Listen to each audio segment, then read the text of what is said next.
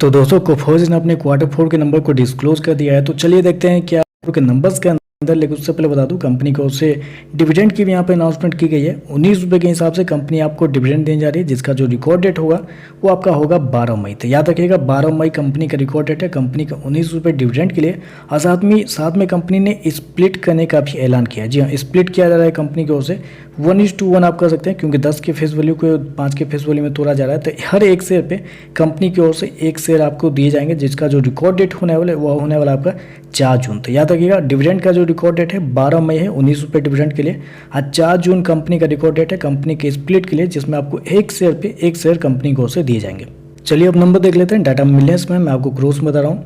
तो देखिए पिछले क्वार्टर में कंपनी ने 3258 करोड़ का रेवेन्यू जनरेट किया था ऑपरेशन के थ्रू। पिछले साल देखते हैं तो 2318 करोड़ के आसपास, जबकि अभी देखें तो बढ़ के 3409 करोड़ आपको जाता हुआ देखने को मिला। तो कंपनी के रेवेन्यू के अंदर देखें तो एक बेहतरीन तेजी आपको देखने को मिली साल साल। लगभग बोल सकते हैं 47% के आसपास का जंप है कंपनी के रेवेन्यू के अंदर साल साल। जबकि क्वार्टरली बेस पे जाते हैं तो यहाँ भी लगभग 4.5 से 5% के आसपास की तेजी है। तो कंपनी का रेवेन्यू देखें तो आपको साल साल क्वार्टर बढ़ता हुआ देखने को मिल रहा है। हालांकि थोड़ा सा कम है अभी भी, क्योंकि जितना कंपनी ने शो किया 3409 करोड़ का रेवेन्यू, जबकि मार्केट का अनुमान था लगभग 3534 करोड़ के आसपास। तो आप कह सकते हैं मार्केट को जो एक्सपेक्टेशन थी उससे थोड़ा सा कम आपको देखने को मिल रहा है। खर्चे की बात करते हैं तो देखिए पिछले क्वार्टर में कंपनी ने 2971 करोड़ खर्च किए थे, पिछले साल 2484 करोड़, जबकि अभी देखें तो कंपनी के जो खर्चे हैं 3048 करोड़ आपको जाता हुआ देखने को मिला। तो खर्चे देखें तो खर्चे आपको ज़्यादा देखने को मिल रहा है।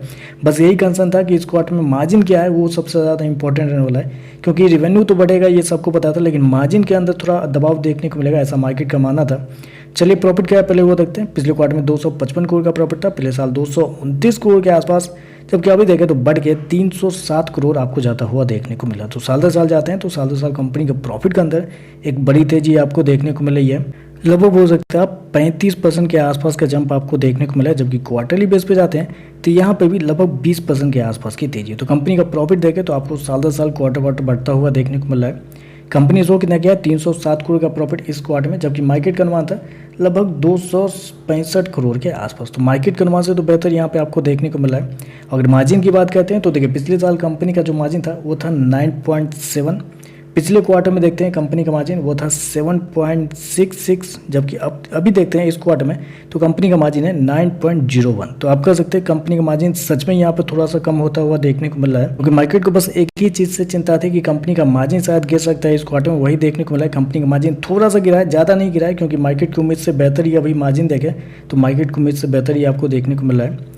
चलिए कंपनी का ईपीएस क्या निकलते हैं वो देखते हैं। तो देखिए पिछले क्वार्टर में कंपनी का ईपीएस लगभग बोल सकते हैं 32 रुपये के आसपास था, पिछले साल 36 रुपये के आसपास, अभी देखें तो लगभग 39 रुपये के आसपास आपको देखने को मिल रहा है। और इस हिसाब से देखें तो करंट जो वैल्यूएशन अभी आपका निकल कर रहा है, जो कि शेयर का प्राइस लगभग 7500 रुपये के आसपास है, उस पर करंट पी निकालते हैं तो वो आपका निकल कर रहा है 59 का। मतलब मेरे हिसाब से तो 59 का पी बहुत सस्ता है कोफोर्ज के लिए, क्योंकि कोफोर्ज यूजली आपको 70-80 के पी पे ट्रेड करने के लिए जानी जाती है।